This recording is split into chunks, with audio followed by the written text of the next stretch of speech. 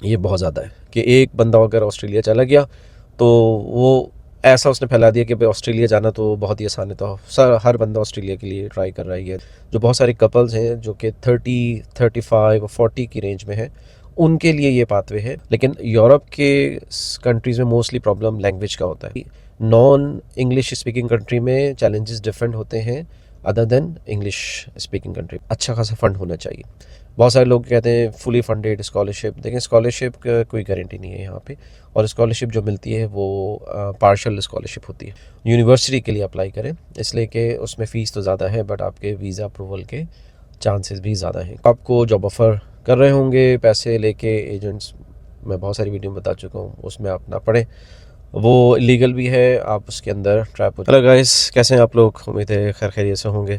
अच्छा, आज की वीडियो मुझे एकदम से जहन में आया एक टॉपिक, इसी वजह से जो है वो मैं घर पे भी नहीं हूँ, मैं गाड़ी से ही बना रहा हूँ। तो इसलिए कि सम टाइम वो टॉपिक जहन में आता है और फिर वो निकल जाता है। तो मैंने कहा कि जो है वो इसको इसी वक्त बना लिया जाए।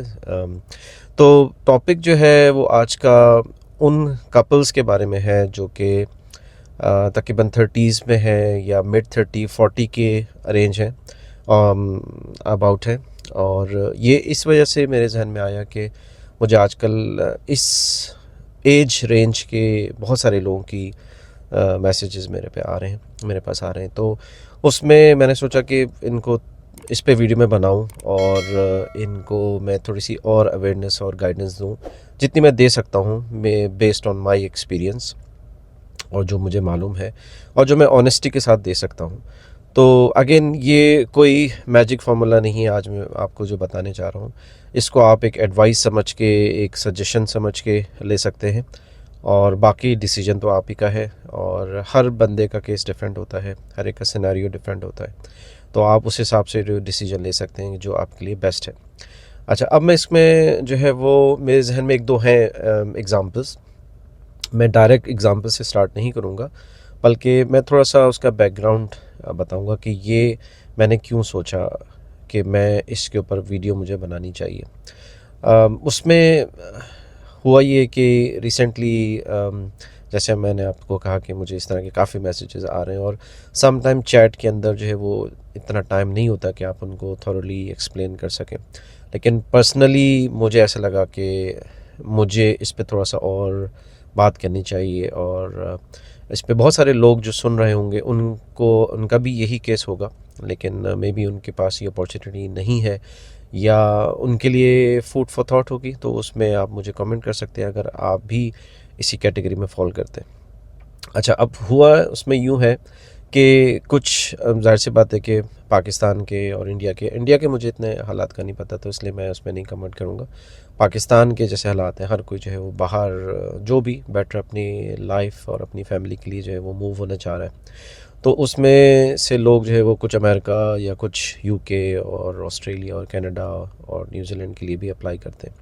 तो उसमें मैं सबसे पहले तो मशवरा ये दूंगा कि देखें, जो आपके लिए बेस्ट हो आप उसको ट्राई करें।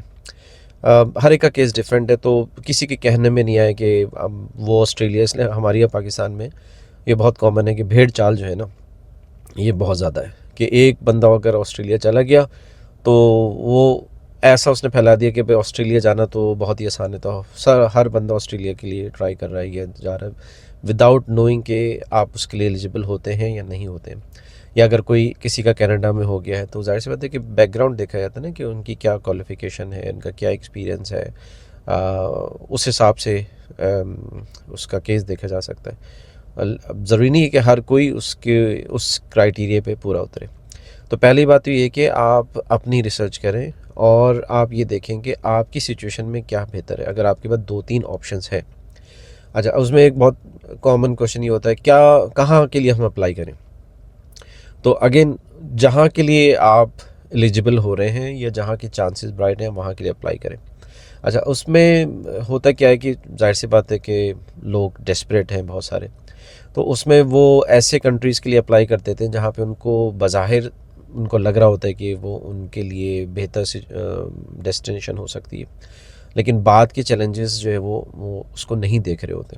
फॉर एग्ज़ाम्पल, जैसे यूरोप की कंट्रीज़ हैं, हो सकता है कि किसी यूरोप की कंट्री में उनकी एलिजिबिलिटी हो या कोई ऐसा ऑप्शन हो या किसी ने बताया हो किसी एजेंट ने।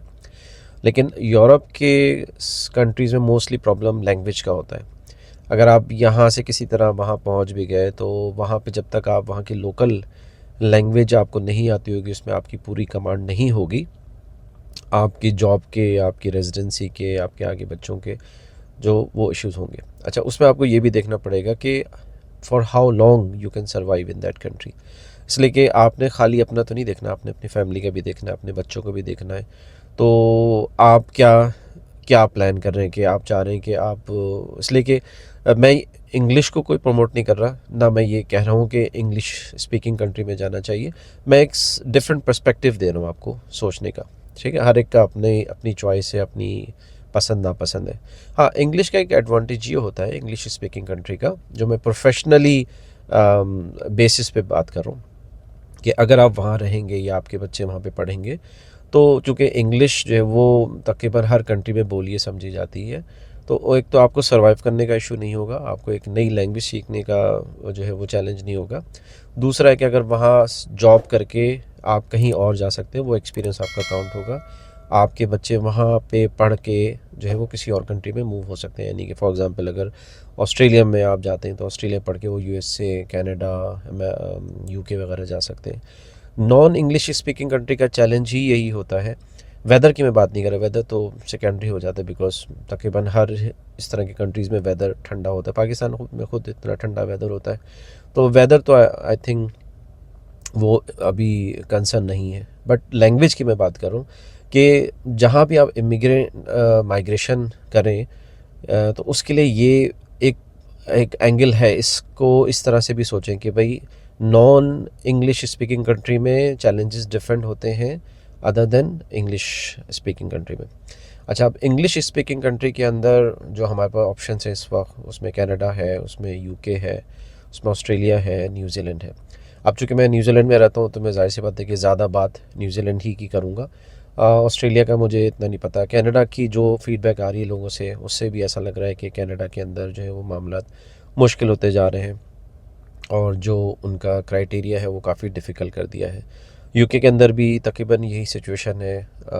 स्टूडेंट्स का जो रूल्स वगैरह हैं वो चेंज कर दिए हैं, तो उसका पाथवे भी काफ़ी मुश्किल हो गया है। इसलिए कि मुझे यूके से काफ़ी स्टूडेंट्स के, स्पेशली मास्टर्स के स्टूडेंट्स के जो है वो काफ़ी क्वेरीज़ आ रही हैं और वो न्यूजीलैंड की तरफ मूव होना चाह रहे हैं। अच्छा, अब आप बात कर लेते हैं न्यूजीलैंड की, कि न्यूजीलैंड अगर आप जो है वो डेस्टिनेशन आप शॉर्ट लिस्ट कर रहे हैं तो वो कैसा होगा। तो उसमें देखिए, मैं कोशिश ये करता हूँ कि जो सही इन्फॉर्मेशन है वो आपको दूँ। अगर आप स्टडी पाथवे लेके आना चाह रहे हैं, चाहे आप खुद से प्रिंसिपल एप्लीकेंट बन रहे हैं, चाहे आप अपनी वाइफ को बना रहे हैं, उसके लिए आपके पास अच्छा खासा फ़ंड होना चाहिए। बहुत सारे लोग कहते हैं फुली फंडेड स्कॉलरशिप। देखें, स्कॉलरशिप का कोई गारंटी नहीं है यहाँ पे, और स्कॉलरशिप जो मिलती है वो पार्शल स्कॉलरशिप होती है, ठीक है। उसमें आपको 15,000 10,000 मैक्सिमम जो है वो इतनी मिलेगी। वो भी अभी नहीं, पहले आपको सेल्फ फंडेड ही अप्लाई करना पड़ेगा, और उसके बाद जो है वो अगर आपकी एप्लीकेशन जो है वो उस मयार पे उतरेगी तो आपकी वो अप्रूव होगी। तो आगे जाने से बेहतर है, यानी कि ज़्यादा आप अगर कोई इसमें टाइम स्पेंड करने से बेहतर है, मैं आपको ये पहले बता दूं कि इसमें फ़ंड आपको ठीक ठाक चाहिए होंगे। न्यूजीलैंड जो एक्सपेंसिव कंट्री है, ट्यूशन फ़ी भी यहाँ पे एक्सपेंसिव है। मैं पीएचडी को हटा के बात करूँ, मास्टर्स की या पोस्ट ग्रेजुएट डिप्लोमा की, तो पोस्ट ग्रेजुएट डिप्लोमा की जो ट्यूशन फ़ी है वो स्टार्ट होती है तकरीबन मैं अगर अप्रॉक्सीमेट आपको दूँ तो 40,000 न्यूजीलैंड डॉलर से स्टार्ट होती है, और एक साल का एक कोर्स होता है। अगर आपको उसके बारे में डिटेल मालूम करनी है कि उसमें क्या क्या आपको चीज़ें मिलेंगी, क्या रिक्वायरमेंट्स है, तो उसमें मैंने काफ़ी वीडियोस वगैरह बनाई हुई हैं, तो आप वहाँ जाके मेरी वीडियोस देख सकते हैं। अभी हम सिर्फ बात कर रहे हैं फिजिबिलिटी की। मास्टर्स के भी यही है, मास्टर उससे भी ज़्यादा एक्सपेंसिव है, और मैंने काफ़ी वीडियोस में ये कहा भी है कि आप यूनिवर्सिटी का मास्टर या पोस्ट ग्रेजुएट डिप्लोमा यूनिवर्सिटी के लिए अप्लाई करें, इसलिए कि उसमें फ़ीस तो ज़्यादा है बट आपके वीज़ा अप्रूवल के चांसेस भी ज़्यादा हैं। कॉलेजेस के अंदर प्रॉब्लम यही है कि आपके वीज़ा अप्रूवल के चांसेस कम हैं। इमिग्रेशन को भी पता है कि कॉलेजेस के थ्रू ज़्यादा जो स्टूडेंट्स आते हैं वो जेन्युइन स्टूडेंट्स नहीं होते। हो सकता है आप हो, लेकिन मेजॉरिटी जो कि नहीं होती है, तो आप भी उसी कैटेगरी में फॉल करते हैं। तो एक चीज़ जहन में रखें कि आपके पास फ़ंड्स अच्छे होने चाहिए, ज़्यादा होने चाहिए। कैलकुलेट आप कर सकते हैं, मैंने वीडियोज़ में बताया हुआ है। तो आप जैसे कि ट्यूशन फ़ी कर लें और प्लस $20,000 न्यूज़ीलैंड डॉलर, ये एक एप्लीकेंट का लिविंग एक्सपेंसेस है। और उसके बाद जो अगर आपके साथ स्पाउस हैं और आपके साथ डिपेंडेंट चिल्ड्रन हैं, तो उनका ईच 5,000 और ऐड कर लें। तो ये तकरीबन, अगर मैं न्यूज़ीलैंड डॉलर में बात करूँ, तो ये बात चली जाएगी आपकी 40 प्लस अनदर 75,000 न्यूज़ीलैंड डॉलर। अगर आपके पास फ़ंड अभी नहीं है और अगर आप कहीं से अरेंज कर सकते हैं, तो आप उसको पहले से देखें कि आप कैसे अरेंज कर सकते हैं। ट्यूशन फ़ी जो है वो एडवांस में देनी होती है, लेकिन पहले आपका एडमिशन होता है, उसके बाद आप वीज़ा अप्लाई करते हैं। वीज़े में जब आपका अप्रूव इन प्रिंसिपल आता है, उसके बाद फिर आपको इमिग्रेशन कहती है कि आप फ़ी अप्लाई करें, फ़ी सबमिट करें, और फ़ी सबमिट करने के बाद वो रिसीट जब इमिग्रेशन को आप देंगे, तो फिर आपका वो वीज़ा इशू करेंगे। ठीक है, तो इसको हम रिकैप कर लेते हैं। बात हमारी कहाँ से शुरू हुई थी? बात हमारी शुरू हुई थी कि जो बहुत सारे कपल्स हैं जो कि 30, 35 और 40 की रेंज में हैं, उनके लिए ये पाथवे है। बट उनको क्या क्या चीज़ें देखनी है, वो मैंने अब तक जो है आपसे शेयर की। कि पहले आप कंट्री देखें, शॉर्टलिस्ट करें कौन सा कंट्री आपके लिए बेहतर है, आपके सिनेरियो के लिए। स्टडी पाथवे इस वक्त सबसे फिजिबल है। जॉब की कंडीशन न्यूजीलैंड में अनफॉर्चुनेटली इतनी अच्छी नहीं है, आप ट्राई कर सकते हैं। वेबसाइट भी मैंने बताई हुई है, www.seek.co.nz, SEEK, इस पे आप जाके अप्लाई कर सकते हैं। लेकिन वही बात है कि चांसेस जो है वो बहुत ज़्यादा ब्राइट नहीं है, एज़ लॉन्ग एज़ अगर आपके कोई स्पेशल क्वालिफ़िकेशन है या एक्सपीरियंस है। बहुत सारे लोग आपको जॉब ऑफ़र कर रहे होंगे पैसे लेके, एजेंट्स, मैं बहुत सारी वीडियो में बता चुका हूँ, उसमें आप ना पढ़ें, वो इलीगल भी है, आप उसके अंदर ट्रैप हो जाएंगे, and that is not the legal and right way. तो आई थिंक कि मैं आज की वीडियो में थोड़ा बहुत एडवाइस दे पाया हूँ, और जो मेरे सुनने वाले हैं आप लोग, आपको कुछ इन्फॉर्मेशन, एडिशनल इन्फॉर्मेशन मिली होगी। बाकी अगर आपका कोई क्वेश्चन वगैरह है तो आप कमेंट सेक्शन में लिख सकते हैं, और फिर मैं जो है उसको जवाब दे सकता हूँ। मेरा व्हाट्सएप नंबर भी है, तो आप उस पर भी मैसेज कर सकते हैं। और वीडियो काफ़ी लंबी हो गई है, मुझे थोड़ा सा इसका आइडिया है, लेकिन आई थिंक इट्स जस्टिफाइड कि इतना तो उस पर बोलना चाहिए मुझे। चलें, वीडियो अगर अच्छी लगी तो लाइक करिएगा, शेयर करिएगा, और चैनल नहीं सब्सक्राइब किया तो वो भी कर लें, ताकि मेरे आने वाली वीडियो आप देख सकें। तो मुलाकात होती है आपसे नेक्स्ट वीडियो में। Take care, bye bye.